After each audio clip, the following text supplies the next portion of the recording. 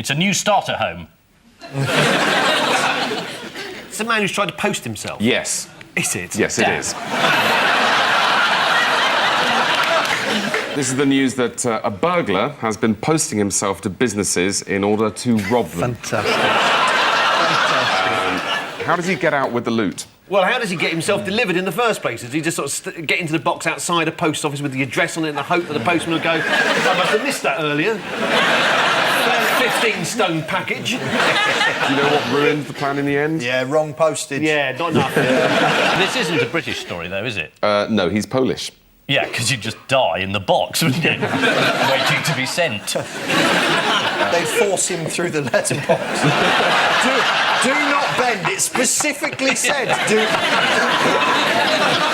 In other news, who can tell me which former Tory MP once scaled a building to break into his own office? It was Rory. It was Rory. Very impressive for a civilian, yeah? We know you can't say, but it's lovely to have you here. Who has been claiming they're a spy recently? Relative of the fantasist-in-chief? Stanley Johnson. Correct. Stanley Johnson. According to him, in the 1960s, he was recruited while studying at Oxford and giving training which included the task of blowing up the power station in Blythe on the Northumberland coast, which he did successfully. And why was Stanley Johnson only a spy for 6 months? Stanley himself told The Times, my incompetence might have cost people their lives. It's a bit of a family trait. This is the news that MI5 want to recruit more people from diverse backgrounds. Rory Stewart has denied being a spy, but has considered going undercover. He recently told New Yorker magazine that he considered living on a council estate for 2 or 3 years to better understand British poverty. Well, you could try, Rory, but thanks to your old party, there's a 30-fucking-year waiting list.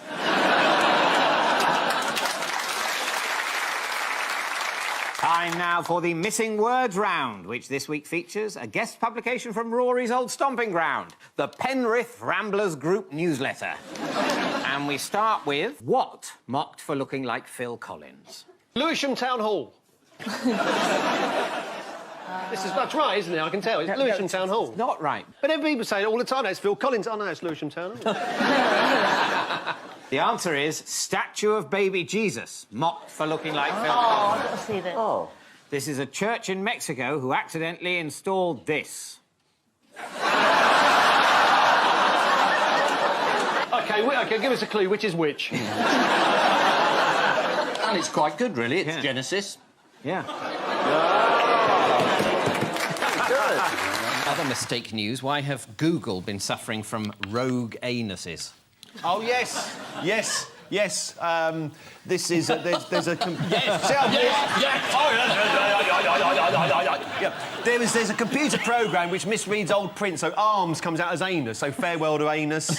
I drape my anus across her shoulder in a comforting manner. This is what's happening.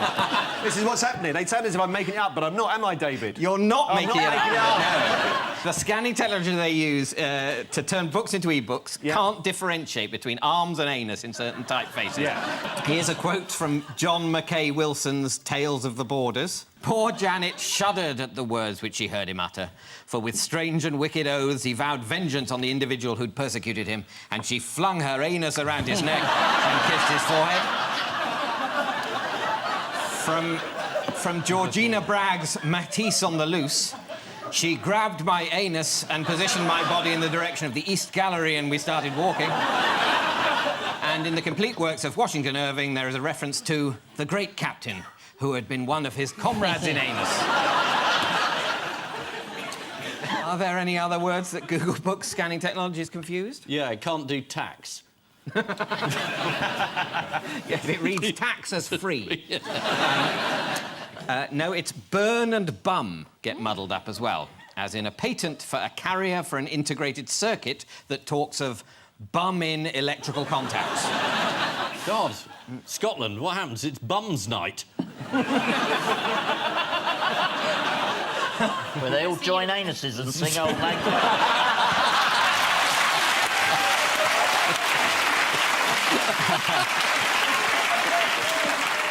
Syne. Time now for the odd one out round. One between you this week. Your four are SpongeBob SquarePants, Sally Burko, Walter Tell, and Carmen Miranda.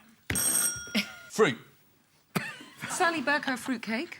No, she was caught. This I'm sure I saw this on Channel 4 News. This was big. She was at one of the conferences balancing some item of fruit on her head in a bar. Yes, that's correct.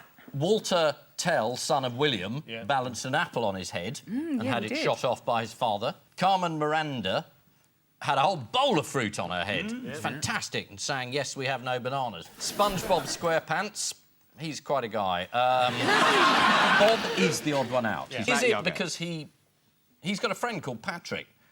And he's the odd one out because nobody else knows anybody called Patrick. Where does SpongeBob live? He lives under the In a sea. pineapple. Yes, but also under... A pineapple. No. Yes! Yay! Hello. Is there an echo? Did you say Is it? there an echo? Did you say under a pineapple first? There was a little echo over that I side. don't know. He did all... You know what? Let him have it. Proper chairman, and God love you, Hump, would have said by now, I'm going to award points to both sides. But I can't say it now. How spineless would I look? Yes, SpongeBob SquarePants is the odd one out. How would you describe his voice, Ian? Rough, manly. Touching Lord Helsham. Well, Tom Kenny, the man behind the distinctive voice, describes it as a dolphin with a touch of seagull thrown in, which is also a starter at Heston Blumenthal's. And can you name any of Carmen Miranda's hits? Yes. We have I like you very much. Way down among Brazilians, coffee beans go by the millions, and they got a lot of coffee there to sell. There's a full lot of coffee in Brazil. At last, the show's coming to life. Carmen Miranda cracked America, but her English wasn't great. She told one magazine, I say 20 words in English, I say money, money, money, and I say hot dog. She went on to teach Nancy DeLolio how to speak English. Yes, they've all had fruit on their heads, apart from SpongeBob SquarePants, who lives under a pineapple in a fun town under the sea. Sort of like Blackpool will be once all the fracking starts. They're not New Labour anymore. No. I hadn't noticed that. They're going to rebrand. Yeah, Labour. Labour Classic. They couldn't call themselves New Labour when Blair left. It's like when Mike Nolan left Bucks Fizz. They couldn't call themselves Bucks Fizz anymore. Labour could go with Bucks Fizz. Champagne socialists, but slightly diluted with orange juice. And the Lib Dems, what are they?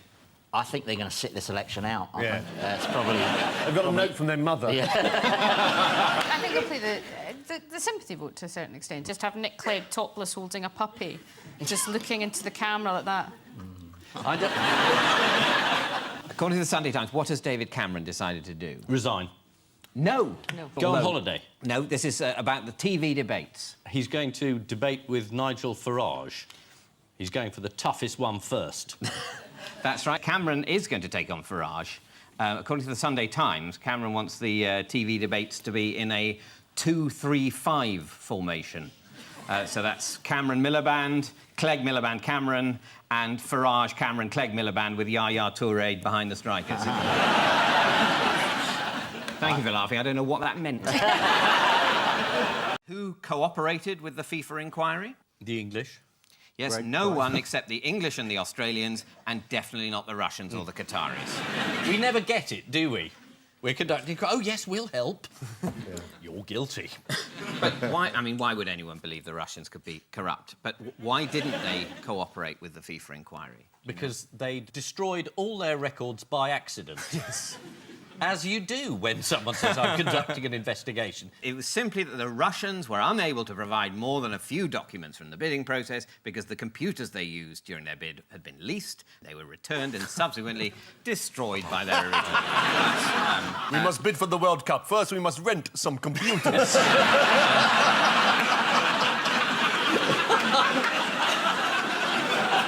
Qatari Mohammed bin Hammam undoubtedly paid money to a delegate from Tahiti specifically to vote for the Qatari bid, but why have FIFA dismissed this as irrelevant? But they said he wasn't acting on behalf of the Qataris, despite being Qatari and described by the Qataris as their greatest asset in our bid for the World Cup, he was not acting for them. Thank goodness FIFA sorted that one out. But in this instance, they know he paid money to a delegate to vote for the Qatari bid, so that it's definitely to do with the Qatari bid, but they dismissed it as irrelevant because they said this was only one vote out of the 13 required and therefore could not have been significant. If the ballot papers of 1/13 of the British electorate were forged, that wouldn't be relevant because it couldn't affect the result. No. I mean, it's not funny, but these people are arseholes.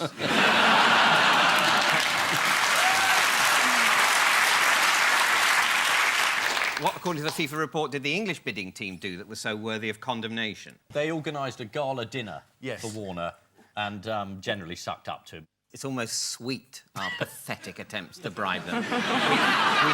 We sponsored a dinner for Caribbean football to the tune of £30,000 and found a part-time job for a friend of Jack Warner. That's the Jack Warner that the Qataris paid over $1 million to. I think they got a signed copy of your book as well. Did you see the exchange of emails between some of bin Hammam's staff as the allegations of corruption first surfaced? No. Well, they appeared in the Sunday Times. It starts, I need you to start shredding his correspondence. So soon? Yes, start from now. There are 3 years of filing to be shredded. Just do it discreetly, OK? What about the request from the Russians to shred?